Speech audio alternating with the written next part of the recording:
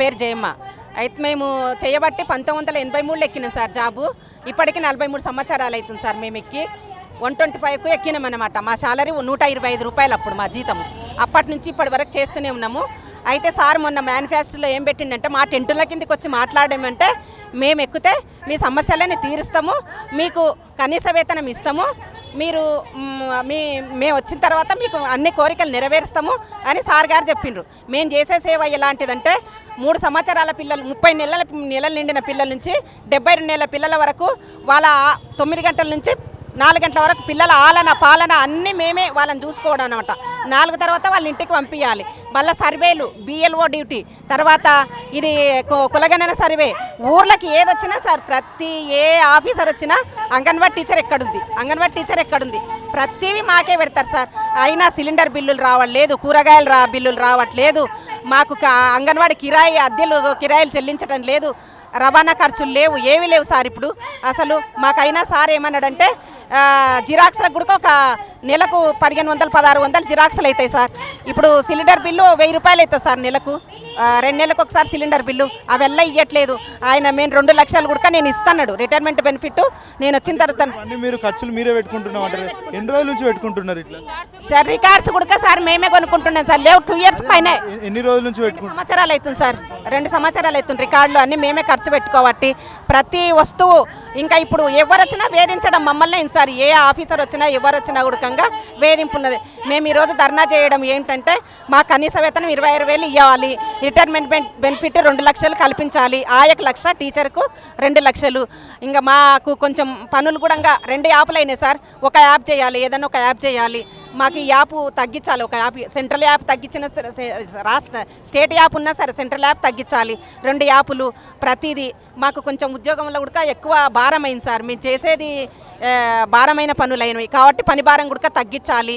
మాకు duty time కూడా అది కావాలి సార్. మాకు ఏమో ఏదైతే వచ్చిన వెంటనే మీకు ఏదైతే రిటైర్మెంట్ కింద ఇస్తా అన్నటువంటి 2 లక్షలు, 1 లక్ష రూపాయలు ఇస్తామన్నది కదా. ఇప్పుడు సంవత్సర కాలం అవుతుంది, చాలా మంది రిటైర్ అయి ఉంటారు ఈ సంవత్సర కాలంలో.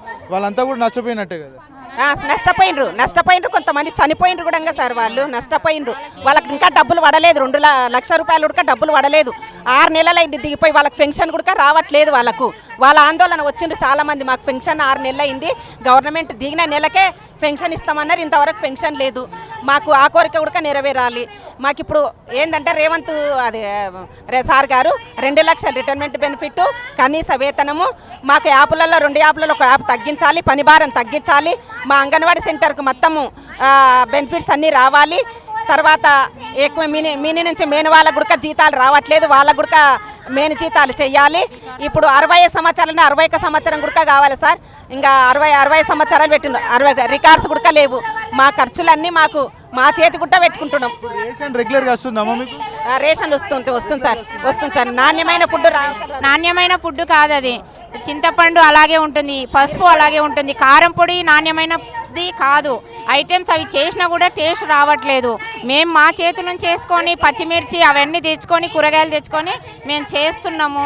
మేము మినీ నుంచి మెయిన్ వాళ్ళకు వచ్చిన వాళ్ళు, ప్రమోషన్ కింద వచ్చిన వాళ్ళకి మాత్రము జీతాలు సరిగా వేయడం లేదు, రెంట్ బిల్లులు వేయడం లేదు సార్. మాకు రెంట్ బిల్లులు కట్టుకోవాలి, ఇండ్లల్లో కిరాయికుండి మేము మా వచ్చిన జీతాలతో మేము చేయాలంటే చాలా ఇబ్బందులు పడుతున్నాము.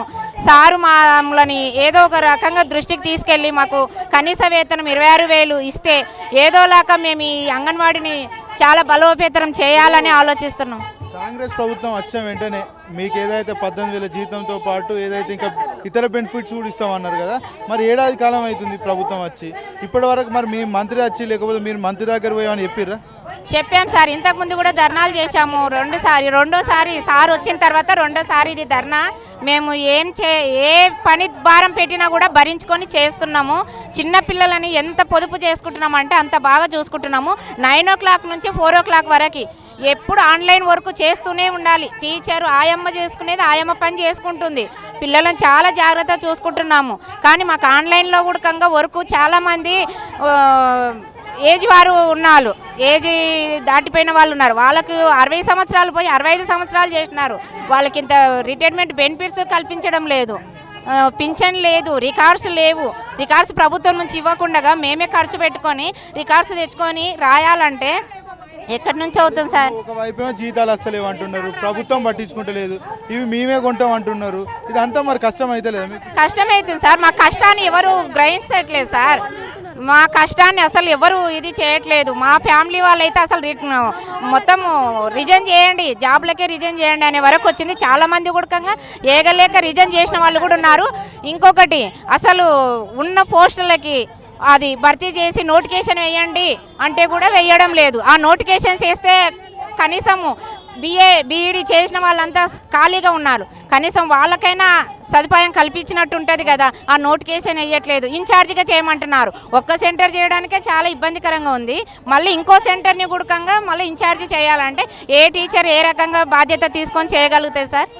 అందుకే ఇవన్నీ మీరు ఇట్లా ధర్నాలు వచ్చి బయటకు వచ్చి ధర్నాలు చేస్తుంటే మిమ్మల్ని ప్రతిపక్షం పార్టీలే ధర్నాలు చేపిస్తున్నాయి, మీతోటే ప్రభుత్వం మీద బురద జల్పిస్తున్నారు అని చెప్తున్నారు. మీ కడుపులో నుంచి వచ్చినట్టు మంటనా లేకపోతే వేరే వాళ్ళు ఎవరైనా ప్రేరేపిస్తున్నారు? లేదు సార్, మా కడుపులో ఉన్నటువంటి మంటనే, మా బాధనే మేము గోదాస్ చెప్పుకోవడానికి సార్ దగ్గరికి ఇక్కడికి వచ్చి ధర్నా చేయాల్సి వస్తుంది తప్ప వేరే ప్రభుత్వం నుంచి మాకు ఏమీ లేదు సార్. కాకపోతే మాకు ఈ బిఎల్ఓ డ్యూటీలు ఇవన్నీ చెప్పడం వల్ల మేము ఎవరం ఏం చేయలేకపోతున్నాము. మీని నుంచి మెయిన్ వాళ్ళకి వచ్చిన వాళ్ళకి ప్రమోషన్ నుంచి ఎక్కినాను, నేను ప్రమోషన్ నుంచి టీచర్గా ఎక్కినాను. నాకు అసలు నా 7 నెలల జీతం కూడా సరిగా రావట్లేదు. నాకు ఆయమ్మ జీతం వస్తుంది, నేను ఫుడ్కు కూరగాయలు పెట్టాలి, అన్ని ఐటమ్స్ తీసుకురావాలి, అన్ని చేయాలి. రికార్డ్స్ సరిగా లేవు, అన్ని నేనే 7 రికార్డ్స్ నేనే కొనుక్కొచ్చి రంగ సంస్థలో పనిచేసిన వాళ్ళందరికీ కూడా సకాలంలో జీతాలు ఇస్తున్నామని ప్రభుత్వం చెప్తుంది. లేదు, మాకు మాత్రము చాలా పెండింగ్ జీతాలు మాత్రం పెట్టిండు. ఇంటి రెంట్ బాడిగలు ప్రతి ఒక్క ఇంటికి రాయి ఎవరు ఇవ్వకుండా మాకు రెంట్లకి ఉండనివ్వరు. మా జీతంకి వెళ్ళి మేము ఇంటి సంసారం చూసుకోవాలి, మళ్ళీ బయట అంగన్వాడీది కూడా బిల్లులు కట్టుకునే పరిస్థితికి వచ్చింది సార్. అందుకే సార్ ఏ విధంగానన్నా మాకు మాత్రము మంచి అవకాశం ఇచ్చి మాకు చేయాలని కోరుకుంటున్నాము. మా కడుపులోనున్న బాధ సార్ ఇది. ఎక్కడో వేరే ప్రభుత్వం మాకు ఫోర్స్ చేసి చేయాలి మీరు ఇది అనేది కాదు.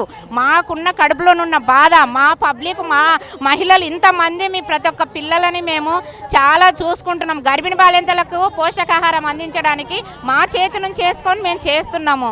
అది వాళ్ళకు ఏది ఇబ్బందులు కడకుండా శామ్యాం పిల్లల రిపోర్ట్స్ హాస్పిటల్లోకి పిల్లలను తీసుకెళ్లడం, వీక్నెస్ ఉన్న వాళ్ళకి కలెక్టర్ చెప్పిండంటే కలెక్టర్ ఆర్డర్ అంటుంటే ప్రతిదీ మేము చేస్తున్నాము. కానీ మమ్మల్ని గ్రహించి మాకు కనీస వేతనం 26,000 ఇస్తే బాగుంటుందని కోరుకుంటున్నాం సార్. ప్రభుత్వంలో న్యాయం జరిగిందా? ఈ ప్రభుత్వంలో న్యాయం జరుగుతా అనుకుంటున్నారు? గత ప్రభుత్వం కూడా అలాగే ఉన్నది సార్.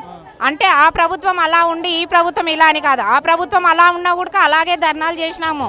అయినా మాకు ఏది బెనిఫిట్స్ అంటూ ఏవి ఇవ్వడం లేదు, ఏం చేయడం లేదు. ఈ ప్రభుత్వం వచ్చిన తర్వాత హామీలు ఇచ్చిన ప్రకారం 18,000 అన్నారు, 26,000 మేము అడుగుతున్నాం. మేము కనీస వేతనం అడుగుతున్నాం సార్, వేరే ఏం అడగట్లేదు. మాకు వచ్చిన కనీస వేతనం, మాకు పని భారం ఎక్కువైంది, దానికి తగ్గ జీతాలు ఇచ్చి మమ్మల్ని ఆదుకోమని సార్ గారిని వేడుకుంటున్నాం సార్.